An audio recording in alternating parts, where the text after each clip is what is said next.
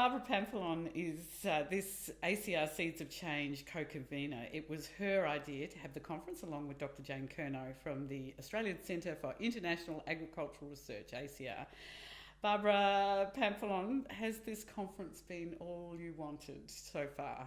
Goodness me. Yes, and one more yes. The energy is fabulous. I knew we had people from all over the world.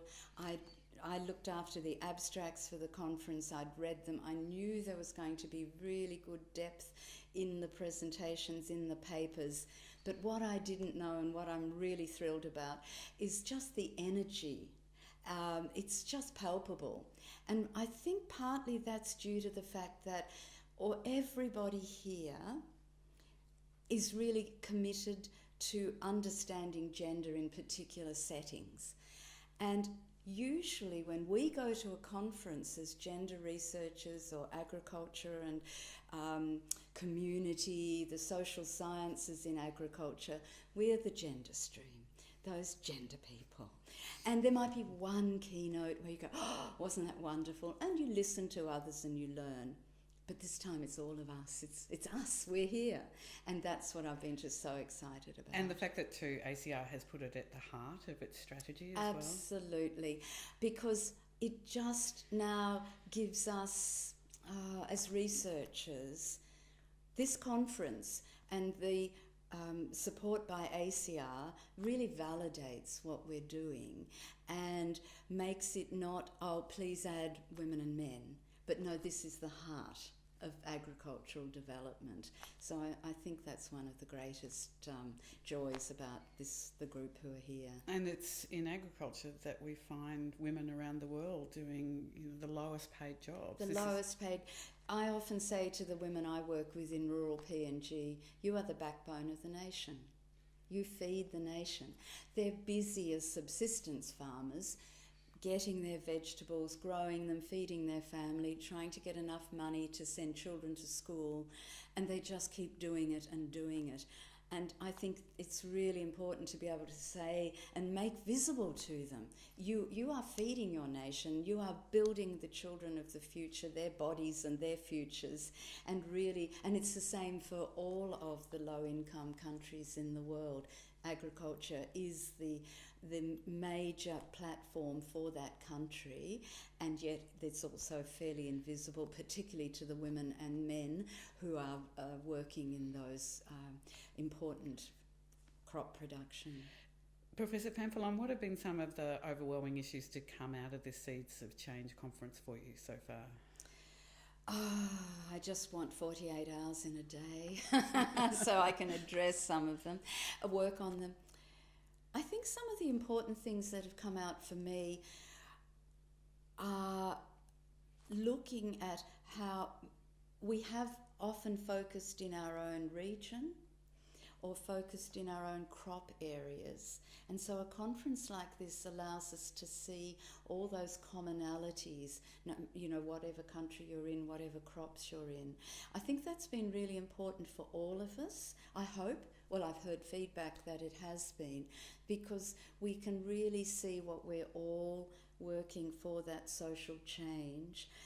But also I feel that one of the way we're looking at change in this conference is really important, because we are looking at the different levels and trying to understand how do we work at an institutional level, how do we work with the existing systems in a given country, how do we work at the farmer family level. But they're all becoming very visible here. And I think in the last session we'll hear more about that as people talk about where do we go from here. And there's been some tough news too. Just talking to Professor Sen, she talked about the defeminisation of agriculture in India, and that women are now being forced out, and the privatisation of agriculture is contributing to this. It sounds like a system breaking down there. Yes, exactly. And I think we've now got indications, and this is where some of the bodies like ACR and the CG platform, people like that, where we really depend on those sort of agencies to research funders to actually look at that and think, well, now where should we be putting our investment to make that visible, because that's an unexpected outcome. But very good to pick up. Thank goodness it's being measured. Exactly. And now we can actually see what is happening. I know I spoke to somebody from Mexico, and she was telling me that I was talking about part of what I do in Papua New Guinea is really talking about children's jobs are to go to school. For me, and that's really important, not to stay home on the farm, help when they can, but their job is to go to school. And she was explaining in Mexico there's been a backlash there where children are refusing to work at all on the farm and saying, no, you don't ask me to do that. I don't want to be involved at all. So this is the sort of environment, these sort of conferences where you can get thank you. Didn't even think of that, and to then build it into your own work or share it with others. A reminder that social change can take a long time. You can have steps forward and then backwards. Absolutely, yes. Does it, for someone who's worked in this space for a long time, does it make you really, impatient for change? You know? Yes, it is true that when you step back, and particularly when you're at a conference like that and you see the many challenges, but also when I go back to the village and do research, and particularly because I do sort of an integrated training and research together, and just to see the joy on women and men's faces when they realise that their farm can be a farm business, and to see the effect on them when they proudly see they're not just a farmer, but they can be and will be a small business.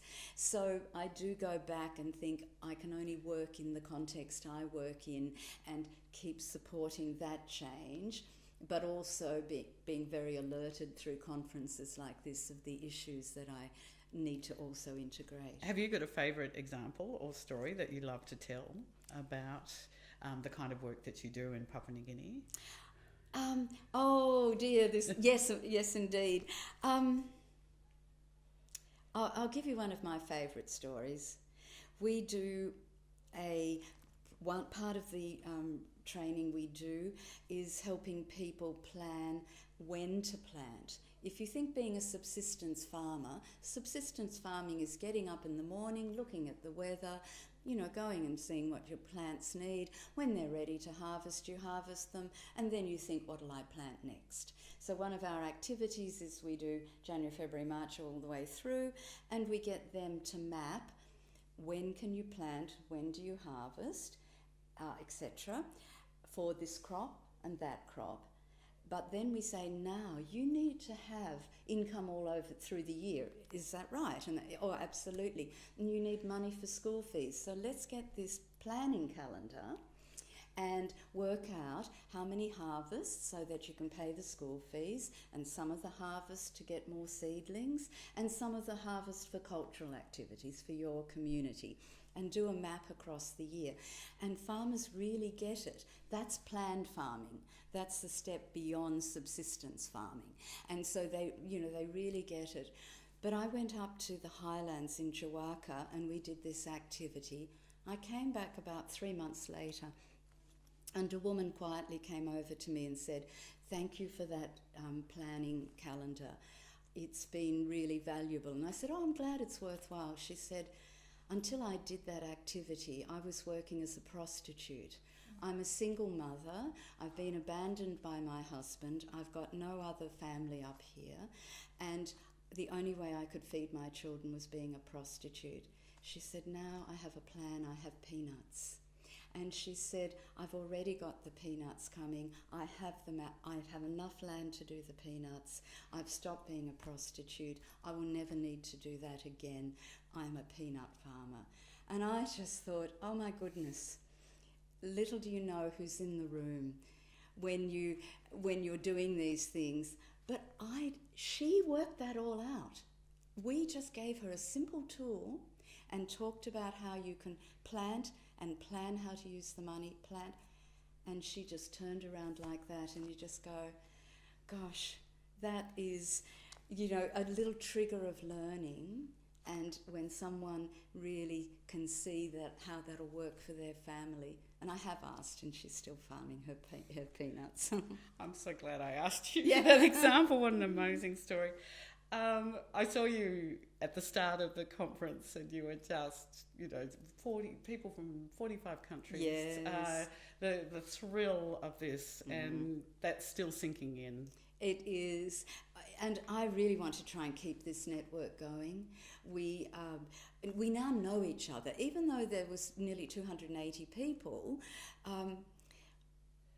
There's some connection there that's come through many of the processes of the conference, and so I think if that fortunately with the internet, even for our colleagues in countries where the electricity drops off all the time and the internet's even worse, it does come at, it works some of the month. And so if we can keep some of these connections, to keep that cross-fertilisation, that's probably a good outcome. Seeds of change, cross-fertilising. Professor Barbara Pamphilon, thank you for convening this conference. It's been an absolute joy.